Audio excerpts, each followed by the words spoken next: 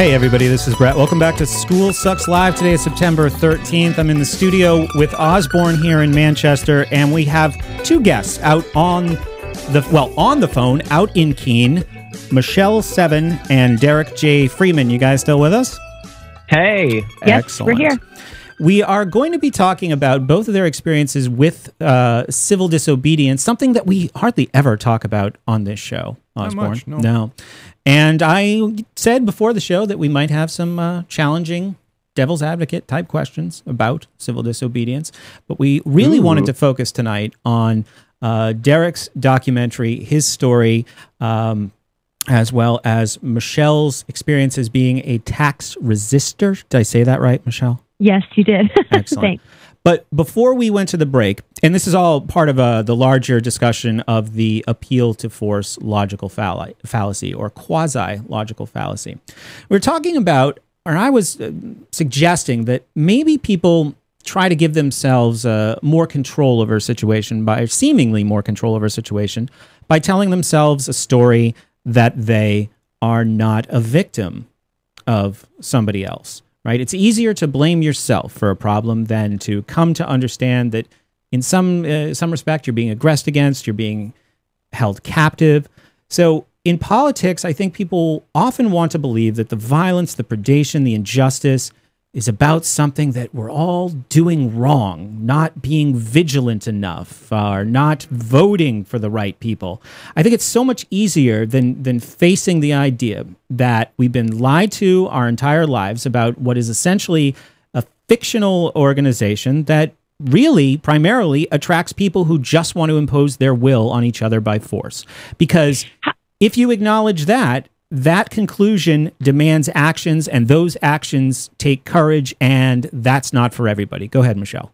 But if things are, just because something is fictional doesn't make it less impactful. For example, I remember being a kid walking home, you know, and it was dark out and everything, and my older brother had told me about, you know, a boogeyman and everything, and I can still feel the terror of walking by this one tree it was only 100, yards from my house, and I was a really fast runner and I could book it, but I would be walking up to the tree thinking, because he told me that's where the boogeyman was. I'm like, okay, this time I'm going to cross it. I'm not going to cross the street this time. Okay, this time I'm not going to run by. I can do this. The boogeyman's not real. There's no such thing. And I can still, to this day, 35 years later, feel the anxiety inside myself. So despite the fact that there was no such thing as a boogeyman, and it's not legitimate, it still produced fear in me, the idea of it. So whether, so many of us talk about how the government's not legitimate, it still can induce fear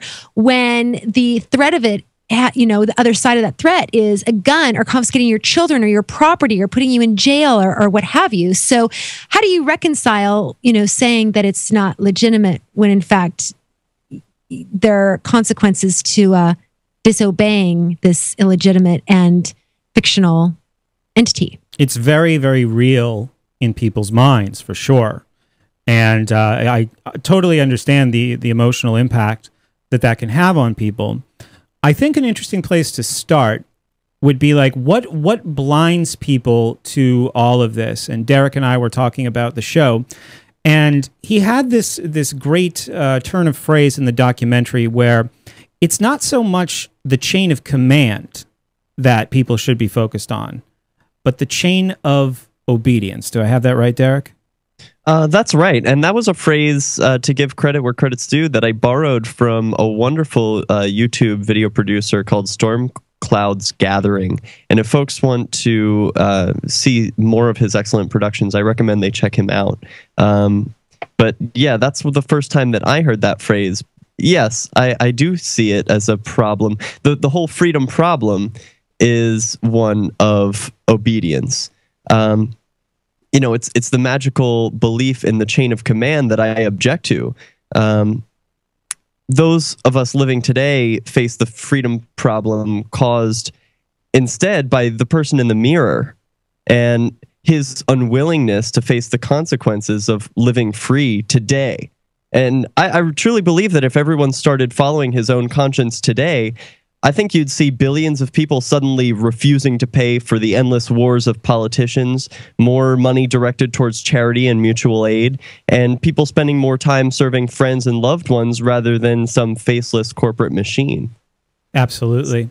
So I think that ties together with what you were saying, Michele, about this very real fear about something that was entirely imaginary, and that is that it doesn't matter. I think the whole way that we interface with that world, that political world, that government world, is it's so important what's going on in the heads of these people and through the mainstream media, more importantly, what's coming out of their mouth holes.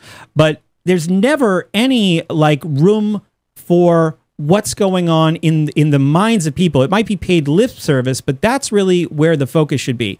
The kinds of people who are attracted to power are generally always the same kinds of people, right? But that's where the focus has mostly been. And I think people, when they first understand these ideas, they often want to say, let's end the Fed, or let's elect Ron Paul president. They go to the furthest thing away from themselves that they can possibly find, and they start there, which I think is why a lot of times people get burned out, they get frustrated, they give up. You know what I mean?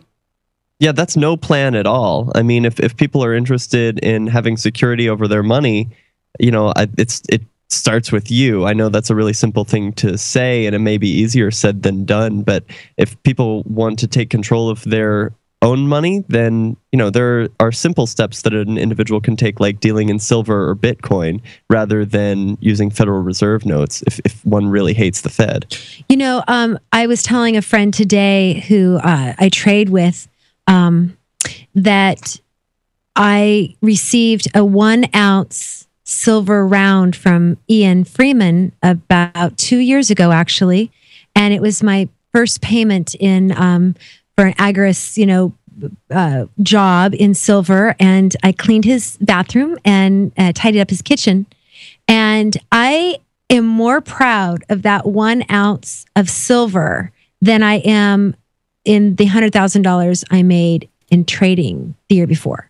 So, and I've watched that money in my trading account. I've taken it almost down to zero now because the government has it levied anyway, so they're not going to let me have that money. But in any case, you know, the pride I have in that actual, trade or whatever is much more significant. But I think that comes from having answered a question from a young age that really altered my course in life. And that is, who owns me?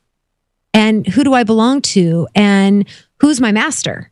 And I don't think that people, really ask that question so much. And, one of my favorite Free Talk Live episodes I ever did was the one I did with you, Brett, and Stephanie. And the whole show was pretty much about first cause principles.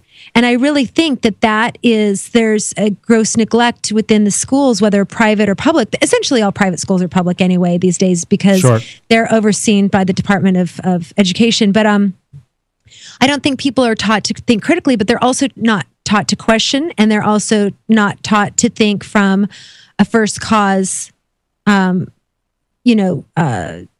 structure or whatever. So they're busy thinking about what the government has to do for them or what they have to do for the government without even considering the fact that they have indentured themselves and made themselves slaves by that mindset.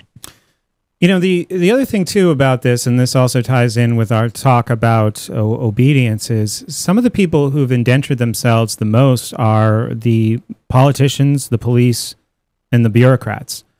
And from your dealings, both of you, Derrick, we can start with you, and we will get into more detail on this when we get back.